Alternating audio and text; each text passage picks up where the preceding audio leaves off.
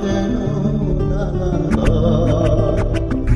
একজন মাটির ভিতরে আবেদন ও মন আমার বাঁধো কেন দালান ও মন আমার বাঁধো কেন দালান দুনিয়াতে এসে আমরা অনেক মন্দ কাজ করছি, এখন শুধু বসে বসে আমরা টাইম পাস করছি। আমি আছি তুমি আছো, হয়তো একদিন থাকবো না, এভাবে আর বসে বসে সময় নষ্ট করবো না।